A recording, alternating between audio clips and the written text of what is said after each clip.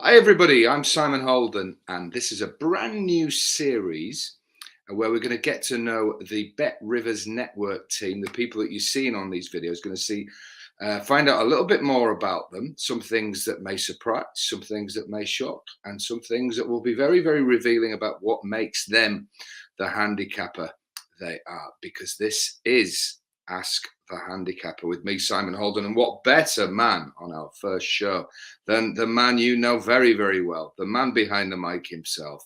It's Nigel Seeley. Good day, Nigel. How are you? I'm very well, Simon. Hopefully you get off the court case today, this afternoon. Or are you going to a wedding? I know you dressed up for meet me. It can't purely be because you're interviewing me today, surely. Now, can you see, folks, how we've started already with as my father used to say, ice creams will not sell themselves. You need to be properly attired.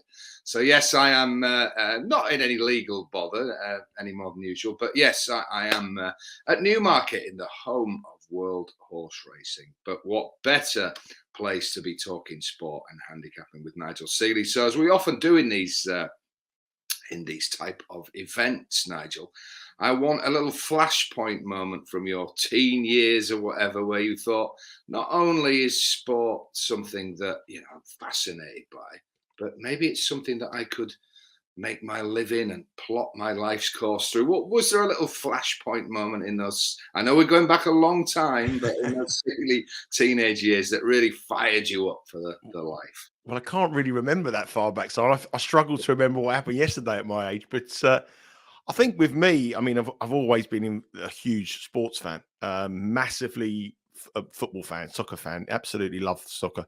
I used to do a paper round, and whenever I got any money from the paper round, the first thing I did was go to watch the football round. My local football team was Wimbledon at the time, and they got in the Premier League, which was like a fairy tale story.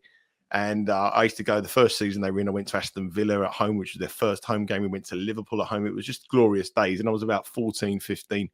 And then they got to the FA Cup final as well, which was famous as well, which was great. So sport was always in my blood. And then what I did was I went into sixth form and I started like going across the road and going into the local betting shop, and we were allowed to bet. We shouldn't have been allowed to bet really at the time, but we were about 16, 17 and we were allowed to bet. And I'm only having 20p's, like 50 cents on a horse, and it won. Mostly horse racing really, because sports betting in those days wasn't the thing to happen. Going back in them days, to bet on a football match, you needed to pick 5 teams as an accumulator or a parlay. You couldn't just pick a single. It was incredible. There was no live sport, so it was horse racing was the only thing we could bet on. But with the betting, it was my father really. My dad was a bookmaker as a kid growing up. And I remember me and my brothers and my sister all being at the racetrack. We used to go to a big race meeting at Christmas not far from our house at Kempton, when my dad would be working, entertaining clients. So there was always betting was always in my family. We used to bet on the Grand National, the big horse race here. My nan used to go around. When my nan used to come around, we always used to sit around the house and pick a number and put 20p in, and whoever won the money. So it was always something that was in our house. And at school, I used to do a thing called a sweepstakes, where people used to pay 10p for a team in the FA Cup third round. And at the third round of the FA Cup, there's 128 teams or 64 teams or something like, I can't remember, 64 teams, I think. And everyone used to pay 10p, and the winner used to get £6.40. And everyone used to pull the name of the hat out of the side. And when it got to the FA Cup final, when the kid used to come up to me and say, "Oh, I had Liverpool, I had Man United," I said, "Sorry, I can't pay you unless you've got the bit of paper." And the bit of paper has obviously been washed by his mum in the trousers. So if you ask friends of mine, I've got still lots of friends of mine from school, and you've met a couple of them, Simon. They would have always told you that Nigel would have been involved in some kind of betting. But I applied for many different jobs. Working on replacing windscreens, various, and I never got one. And I thought, well, you know what? And I think what it was when I went into the job interview, all I ever did was talk about sport or football, and the guy knew that I had no interest in, and I was going to be a waste of time doing what I did. And then I finally got a break in the industry, which helped. And I worked with my dad in a big credit office in London, in elaborate credit office, doing clocking the bets. And it's sort of then I got involved with bettors at sort of 16, 17. I spoke about it, and I got a dream job for me at the time, and it changed my life.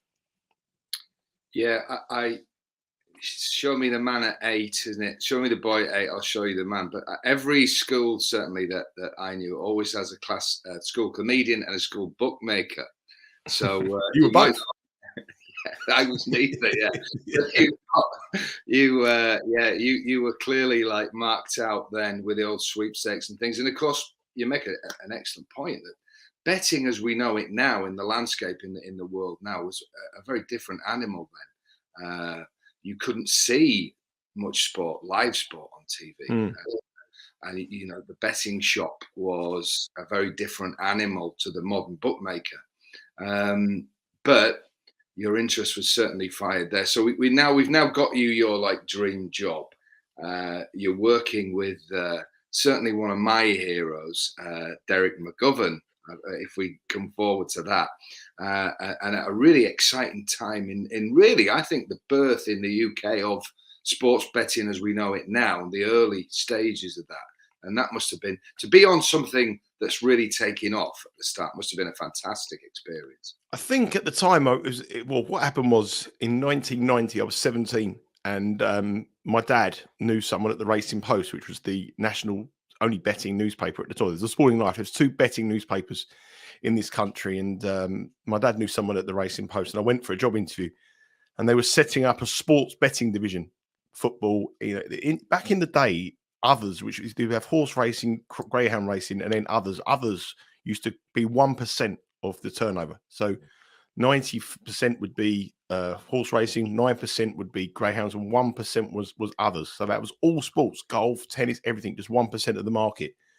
So they gave me, they realised the opportunities of sports betting, and they said we're setting up a sports betting division, and would I work on this page? And I went in to see Derek McGovern. I had no qualifications. He was the sports editor at the time. And I just showed him a book of stats. I used to keep every goal scorer, the goals, the assists, well before fantasy footballs and stuff like that. I just knew everything about it. And I just got a job as like a full-time sort of statistician. And I used to work compiling odds from the bookmakers, learning to speak the odds makers. But it made me grounded. I worked with some really, really good people, some really, really, a lot. I was the youngest person when I started there, and I was the youngest person when I left, and I stayed there for 7 years. And I just got to know some really, and I learned so much from the people at the Racing Post, and I learned about betting more. And then I just saw the growth, and we started off having 1 page a day in the newspaper, sometimes 1 page every sort of 3 times a week. It wasn't daily. Then we got the back page of the paper to have sport, and that was really a big turning point, the back page. And then the advertising just grew. All it was advertising on the Masters. All it was the football. There was huge advertisement because Sky TV came in, and all of a sudden the sports betting content become 4, 5, 6 pages a day in that 7-year period. And it was the really boom period of sports betting. I was very, very lucky to be involved in it at the Racing Post, and that sort of led me to move on to my next stage, which was my first foray into bookmaking.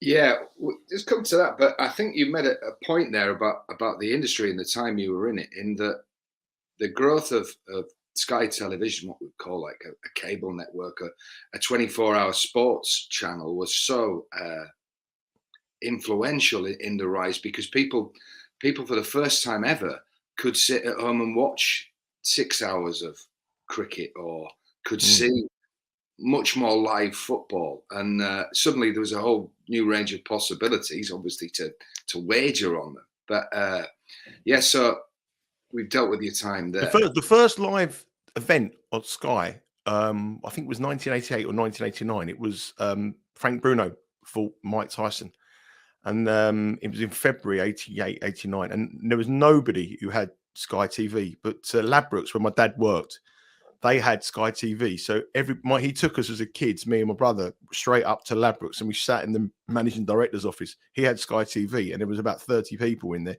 watching the fight. And then a year later, obviously Sky, or 2 years later, Sky become much more popular, and now it is it's the forefront of everything. But that was in 1989. There was obviously no internet, and obviously the internet. I'll tell you a story about the internet. I was at the Racing Post, and a fella said to me, "There's a thing downstairs we're trialing." And he said, it's good for sports betting. You might be able to find tee-offs, or you might be able to find scores on European football matches. Have a look. It's called the internet. So I went downstairs, and I was the first guy. Derek McGovern, my boss, the sports editor, said, "Go and have a look at this internet thing, see what it's like." So I went downstairs after I've logged on and I've put in the scores. And in those days, we used to have to, used to have to change the times. And, I work on American time now, and I still can't do it. So I'd look at times, and say, oh, they're 5 hours different. And UEFA or FIFA used to send, UEFA used to send a list through of the kickoff times.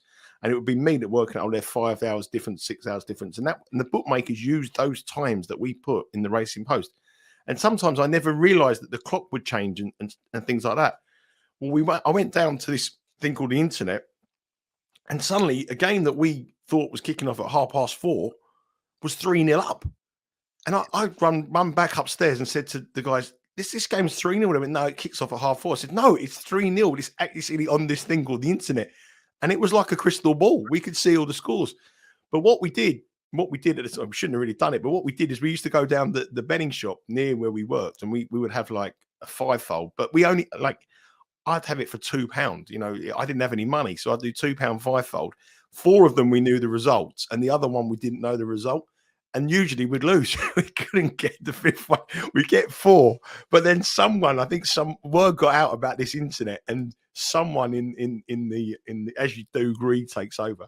Someone decided to do a £1 3-fold on correct scores, 4-1, 4-1, and alarm bells rang, and suddenly that was the end of the little thing. But when you think about it, I mean, these things happened on a daily basis, and we were just kids, and we didn't really have any money to bet on. So if we got it right, we were going to make £10 or £12. But that was generally what happened. And and I went back and said to this thing called the internet, and then we went down there and we saw golf. I mean, I remember going down there and looking at, this is like, again, about 1990, I'd say 1993 or something like that, 1993.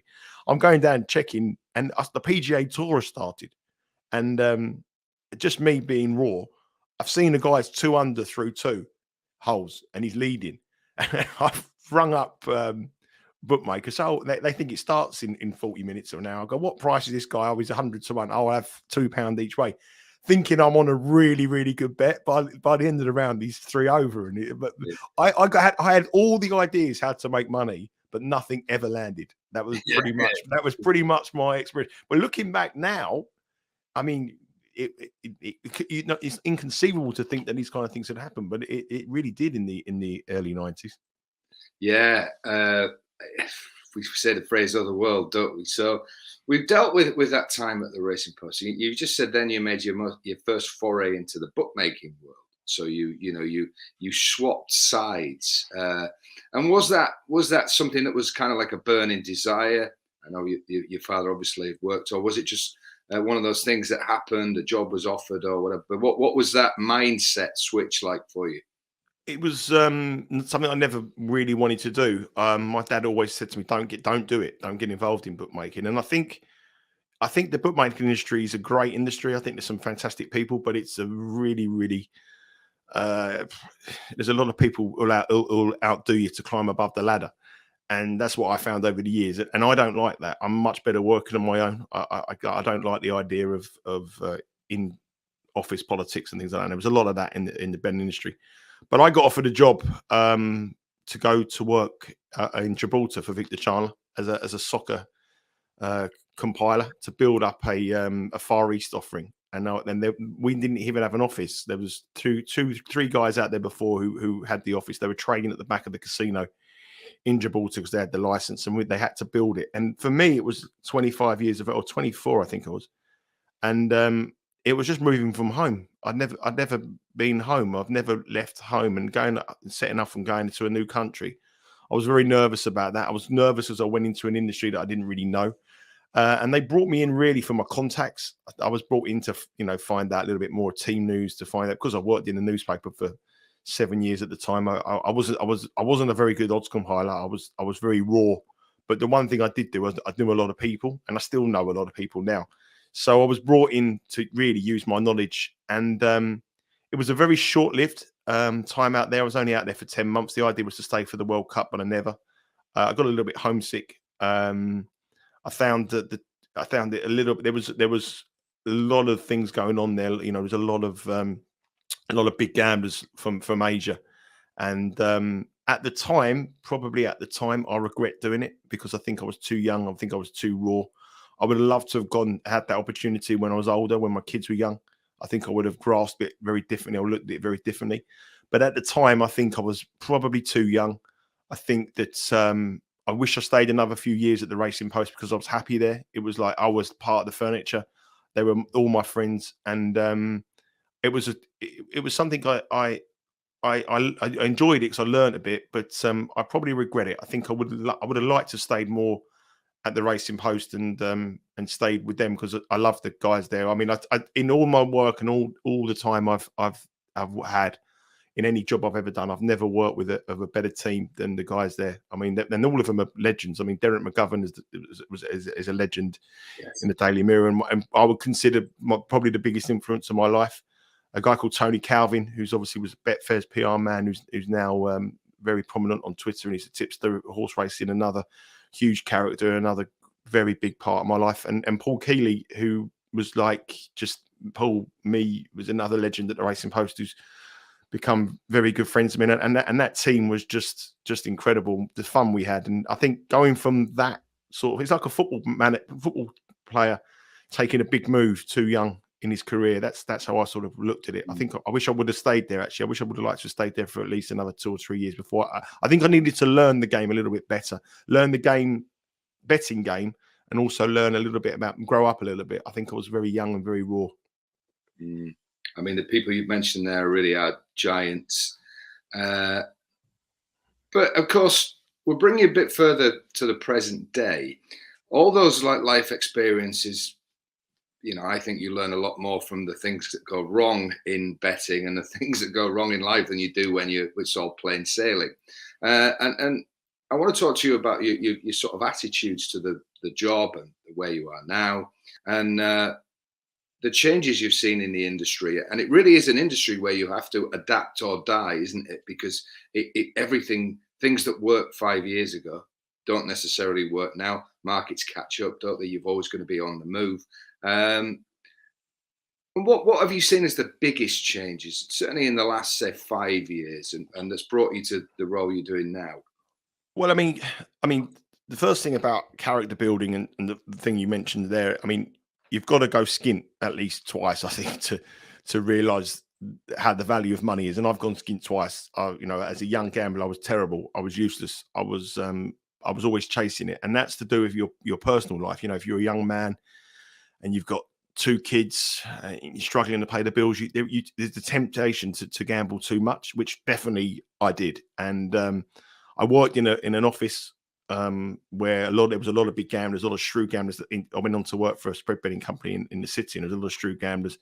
And you try to keep up with them, but they're single. They don't have pressure like you do. And that was a big mistake for me. And I've learned obviously a lot more. I've learned staking plans over the years. I've learned the hard way. I haven't had it all easy, and I haven't got it easy now. I graft harder than anyone who knows me will tell you that I graft hard, and I'm always at the end of a tweet or a direct message to anybody early in the morning. With regards to what's changed massively now, I think it's very, very much harder to make a living for a guy betting in this country. The American market is opening up. We'll come on to the American market in a minute. For this country, it's virtually impossible for somebody to make a living with the restrictions you have in this country at the moment. That means you have to go to a low-level bookmaker or an illegal bookmaker to get your bets on, which could ultimately end in some kind of risk if there's some sort of high stakes in that. So the bookmakers, in this country, you can lose your house, but you can't win a car, and I think that's very proven. And I think the American market is a little bit different. They allow it a bit more. So I think it's very hard to make money anymore from pro gambling. And also, I think the restrictions here to open account is the most damaging thing. A friend of mine said to me at the Grand National, the Grand National was the biggest horse race here at the weekend. He wanted to open an account. How do I open an account to get a bet on? And, it just wouldn't. What's the point? What is the point for someone to bet £20 or $10 or $20 on a bet? Because you have to send your passport, you have to, and then if you have the winner, then you've got to send all the details of knowing your KYCs. It's just, that is a barrier to entry that will ultimately prevent the gambling industry growing. Whereas the American market is the biggest thing that's, for me personally, it's changed, because the American market has now opened up, and it's like going back to the English market in the 90s, where bigger bets are allowed. People are loving the markets because it's all new to them. And so for me personally, the opening up of America has been the biggest change. But in this country, in the UK, you need a second string. You know, it's very hard to make money now gambling full time, because you can't get the bets down to make it profitable for anybody. But so you need a second income, or a second level. But the American market is definitely been the game changer, as far as I'm concerned, for me, opening up there, using sort of my expertise on be able to do these kind of things on here, give my knowledge, give my sort of tips over the years that I've learned from football betting and tennis betting, and open that up. So yeah, that would be the way that gambling. I mean, this country here as well, we took too much from people with the FOBTs, with the fixed odds betting terminals in our shop. We took too much from them, and ultimately the bubble was going to burst, and it's completely burst. But now the growing markets all around the world, you know, the American market, other countries all around the world, some of the European countries, they're outgrowing the English market hugely. And unfortunately, we're left behind. We were the trailblazers, but now we're left behind in this country. But we supply data, we supply odds combination, and that's what the other markets, that the other countries need, rather than. But for us we need to get back to laying a decent bet. Yeah, we sadly in the UK now operate the policy of one win account. Don't you? You open an account with a bookmaker, you have one win, and that's the end of the account. And that's not sustainable for either side of the relationship. But here we are talking about the excitement, like you say, in the American market, and to be part of something a bit like being part of the early days of sports betting. Isn't it? It's revitalized you, no doubt, and expertise you can't put a price on. And you're now in the business of sharing expertise, of sharing your knowledge, of sharing pitfalls with people, of sharing the excitement of the game. Now, I want to ask you, I'd be interested to know if it's two different things. I've known you for many years. I've never asked you this question. I've asked you many other questions, but that's for another show. But what's your favorite sport, A, and B, what's your favorite sport to bet on? I'd have to say my favorite sport was, without question, soccer. I mean, it's the sport that I played quite a decent standard at it as a kid. My son was at Arsenal. I used to the academy. I used to go the development center. Sorry, I used to take him all the time. I love watching him play. I still watch him play now. It's the sport that I know most about, because I understand it from a decent enough player perspective. I understand it from a betting perspective, and understand it because I live and breathe it every minute of the day. If someone said to me now, you can go to an England World Cup final, if England were in the World Cup final, I wouldn't miss it for the world. I would go anywhere I could to watch England play in the World Cup final. Unfortunately, I went to the European Championships, as you would have seen from my Twitter account, and sort of enjoyed myself and went back to my youth. I actually, on betting, I would probably say that the sport I love the most and have the most satisfaction on betting would be golf, purely because I think it's a great thing over 4 days to watch it, to progress it, to see your players in contention, to live and breathe every shot, especially the final round of a golf. If you've got someone up in the lead, up there, you know, the adrenaline, the emotions you go through in them 4 or 5 hours are probably better than any other sport you can have. So I've gone through stages where I've liked betting on darts because it's quick, fast, instant. I'm a big tennis fan as well, but you know, I would rather bet a first round in a major and watch it done and dusted in 2 hours, rather than sit through Nadal, Federer in 5.5 hours and go through every emotion in that. So because I feel you feel like you've played half of that game. But I think for me, my favourite sport would be always soccer, always. And the favourite sport to actually bet on would be golf. Yeah, fascinating that they're two different ones. I certainly agree with golf. I think that 4-day adventure you can go on that can end in tears or joy is just unrivaled in the sort of sports betting, leisure, whatever experience. But I think soccer betting will only keep rising, will only keep becoming more popular. We have a World Cup coming on Do you think this World Cup will be the biggest ever sports betting event worldwide? Oh, without question, absolutely without question. Because the American market's opened up, and you can only see the turnover that they're having in New York and places like that. It will be, and the England v America game, I think, could potentially be the biggest. Well, definitely stateside, it'll be the biggest wagered soccer match in history, and it's on a weekend of huge sport on the back of after Thanksgiving. It's on the Friday actually after Thanksgiving, so that will be the biggest wagered sport. Soccer will grow and grow and grow. And the next World Cup after this one will be in America and Canada, and the sports betting market will be huge, even bigger now than it was then. So that will break figures again. But yeah, I mean, the World Cup will be tremendous figures. I mean, I just think the growth market. I mean, and I've been very fortunate in my life to be able to, like you say, I was in the boom for the 1990s over here on sports betting, working at the Racing Host.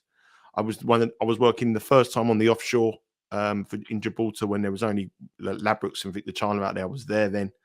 I was there when spread betting started. I had a great time working in the spread betting industry in London City, and now I'm sort of at the forefront of the American market. So I've been very, very fortunate. But when I was younger, I didn't realise the opportunity. I would say I never realised the opportunity. I always thought, there's going to be another opportunity next week, or there's another opportunity.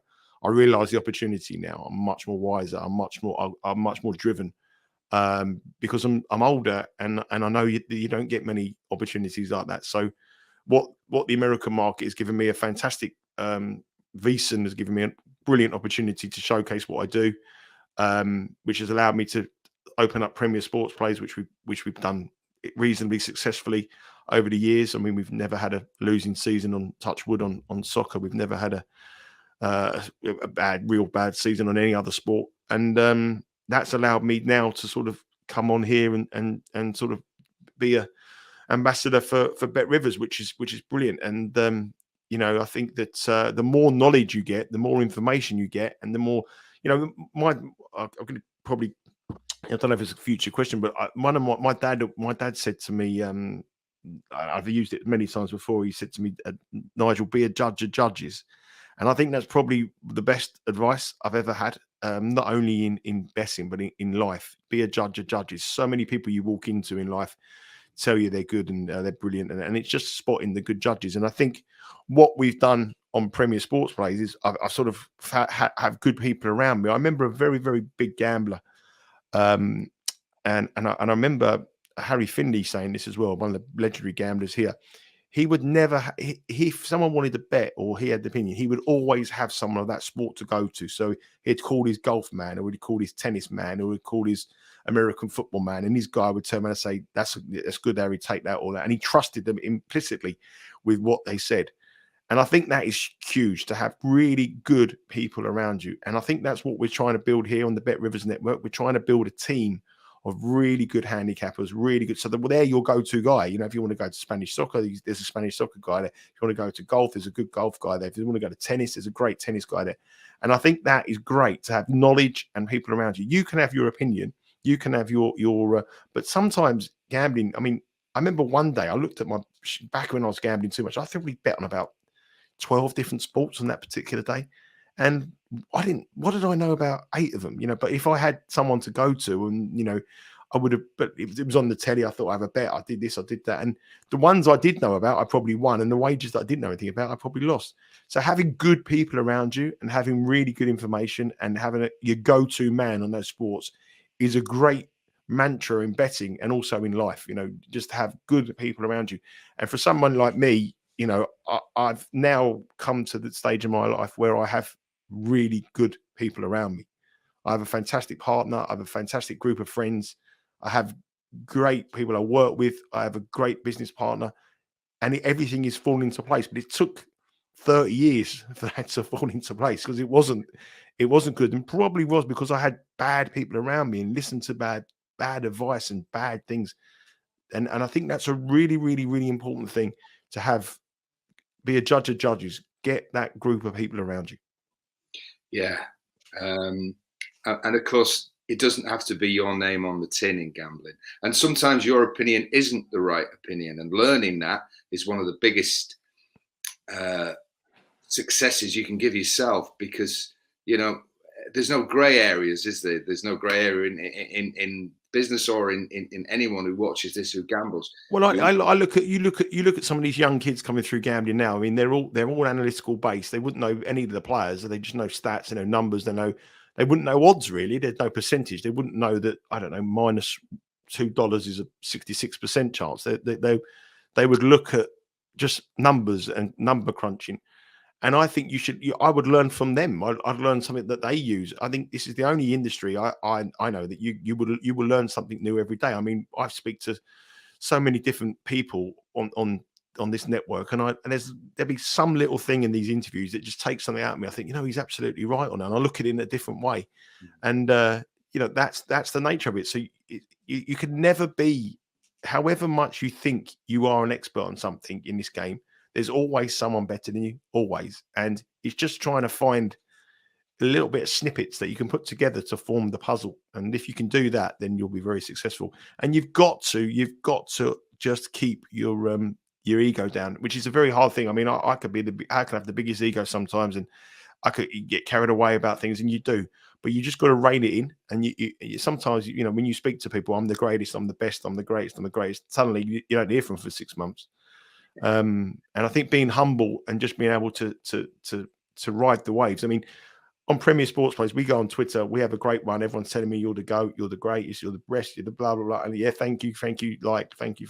You go 3 weeks without you're rubbish, you're terrible, you're scum. I had so many last year. I had so many Twitter accounts, but there's one called Nigel Sucks. I don't know how he knows that, but that's free. But there's so many. That was going to be my last question. Yeah, but there's so many. Yeah, but it's all reactional. You just got to just look at it long term. You take the reaction out of gambling. If you do the right things, listen to the right people, over long term, you will win. And sometimes you could go out, you could have a few drinks, you could do something silly, and you can wake up the next morning and you could make a decision that was totally out of context, and it could cost you a month.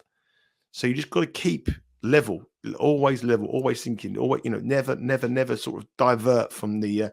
And back in the day, I would divert like that. Now I'm on a straight line, and because I've learned the hard way. I'd say that in the last 4 years, very, very different attitude to a lot of things. And what I would say to everybody watching this is you've just had some of the most fantastic advice, and that's the reason we're putting this series of interviews together.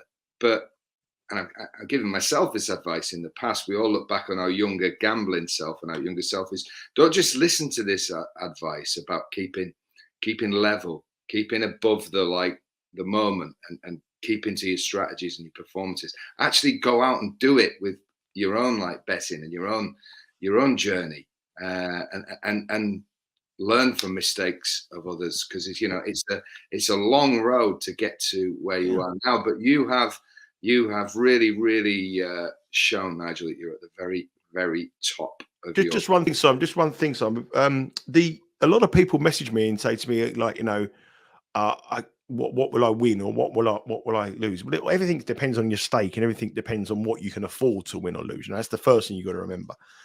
But I say to people think they're going to sign up, or people are going to listen to me or one of these videos, and they're going to be able to give up work in a month.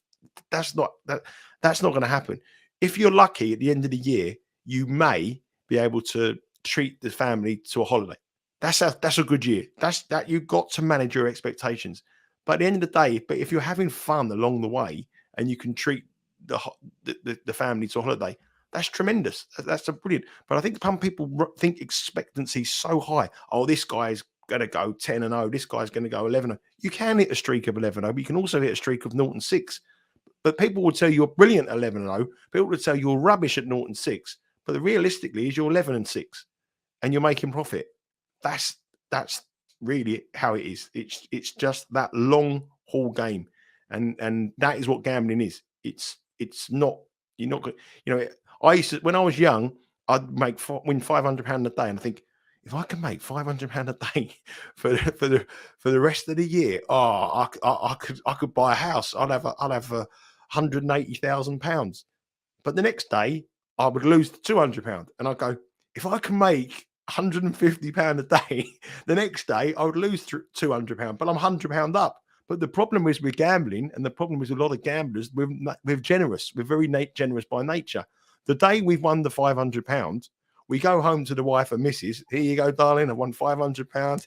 Here's a nice new pair of shoes. Kids, there's 50 quid. There's 50 quid. The next day you lose the 200. The next day you lose 200. When you're giving the money away, you're £100 down on the week. That's the nature and that was me in a nutshell. If I won £3,000, I'd come home and say, kids, we're off on holiday. We book a holiday up. We go away on holiday. Next week, I'd have a terrible week.